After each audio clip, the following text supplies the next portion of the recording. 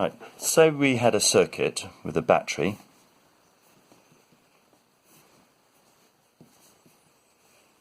a wire going to a resistor and an LED, returning back to the negative of the battery. And I wanted to simulate that. I could use a breadboard such as this one. This is just to show you a sort of completed breadboard with the various components in. Right, I wanted to simulate this circuit. The breadboard, just to have a quick talk about it, is a method you can actually put circuits in there. On the breadboard you have these connections at the top here which go this long way. These are basically all connected together. So that is a line, that's a line connected together, these are lines connected together, and these are actually connected together from here to here.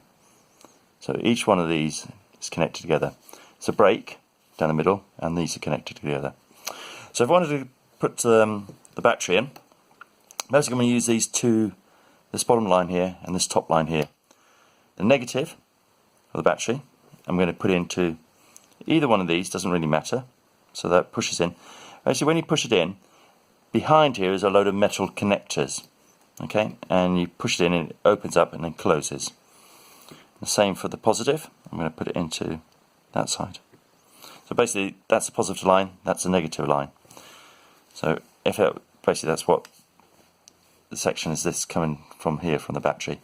Next thing, I want to put a resistor in. Okay, so you have to go from the positive line onto one of these lines here where you're going to put the components on. Resistor doesn't matter, it's not polarity sensitive, doesn't matter which way round it goes. Doesn't matter where you go along here, but normally start from left, working right. So I'm going to stick that into here, probably closer to the battery. I'm going to push that in and push that in. So I've gone over that. So these are connected together. That one's connected together, but I say this breaks it. So now I'm going to put the LED in. I'm going to go from that point over this gap to that point with my LED. So my LED has to this is polarity sensitive. The cathode is the shorter lead, and the anode is the longer lead. You can tell the cathode as well because it has a flat edge on the shorter lead. That's the negative. So basically positive, this is the positive line. Coming down, I'm going to go across the gap now. So I'm going to push that in there, push that into that side. And to finish it off, obviously my LED goes back to the battery. So I need a short lead to do that. And I'm going to go from that line, because these are basically, those 5 are connected together. On the right one, and off to the negative side. Actually, I should have had, to be good convention, this lead should have been really black to show the negative side. So now I've got a full circuit. If I put a battery in there, that LED will light up.